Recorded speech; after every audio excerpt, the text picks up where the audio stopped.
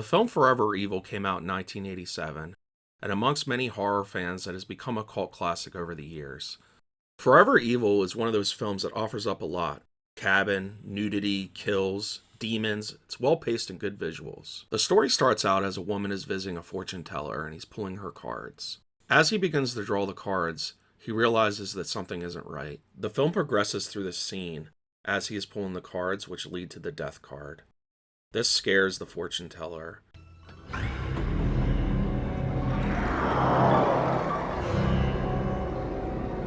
The fortune teller is visited by an ominous figure that shows up in his doorway. The devil has arrived, or in this case, a self-proclaimed god, but we'll find out more about that later on in the video. As he begins to attack the demon, he realizes that he has no chance, and this is beyond the control. It's forever evil. The movie starts out by establishing itself that a group of friends have traveled to a cabin owned by Marcus and his brother. They are trying to enjoy a good weekend of drinks and playing cards, but little do they know, everything's going to change. At this point, Marcus is telling his brother that he got Holly pregnant, so he's trying to enjoy his time before becoming a father. Well, fine by me. I gotta go pee. Oh, I don't think Holly's out of the shower yet. Holly decided to take a shower, and they're all waiting for her anxiously to finish their drinking and their card game. They find Holly in the bathroom with her stomach ripped open and Marcus's baby missing. As Marcus tries to collect himself from Holly's death, the friends go outside of the bathroom and realize that his brother's girlfriend is also dead.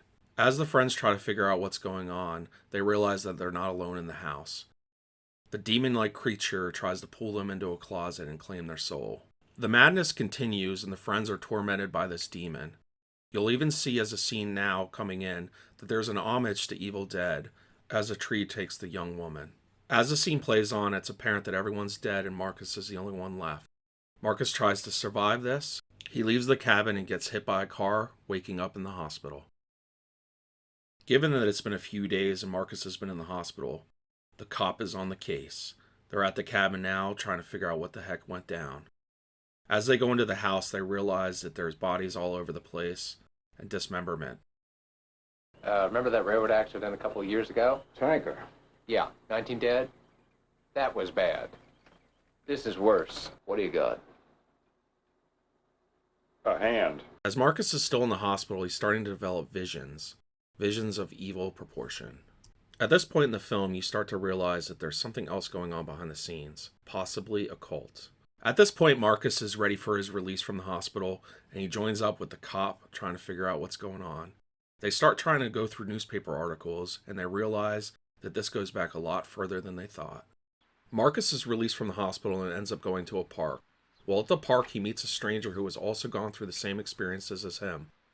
They decide to group up together with the cop and explore more of why this evil entity is following them. Books. Necronomicon. The Gate and the Key by C.D. Ward. Lost Gods. About. Uh-huh. A veritable wealth of useful information, I'm sure. What's this? Marcus shows his new friend his new invention that he just patented. As he goes to the graveyard to investigate more of what he was reading in his articles, something else happens.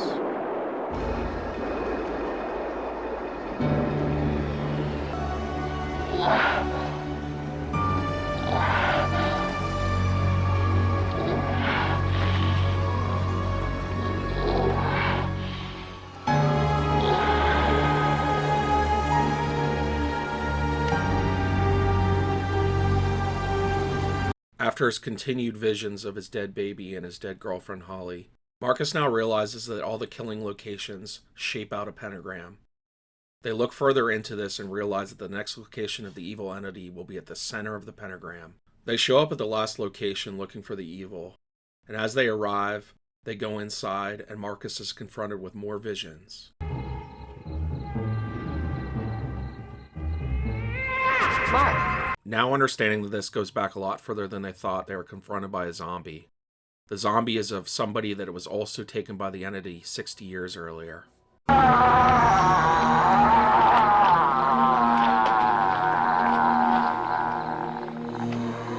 They think that the zombie is dead, but is he?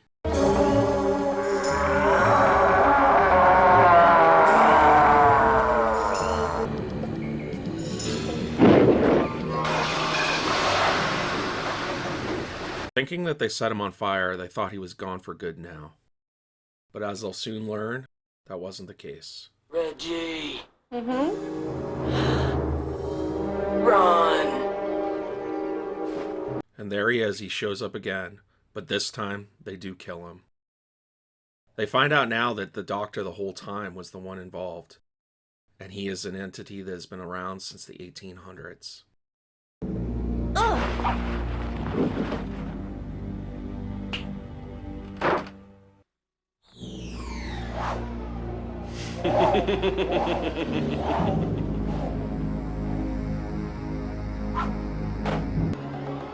A good choice, don't you think?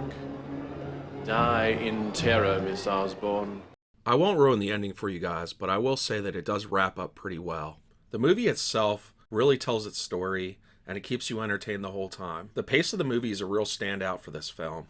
A lot of films in 1987 had a slow progression, but this one seemed to keep you entertained the whole time.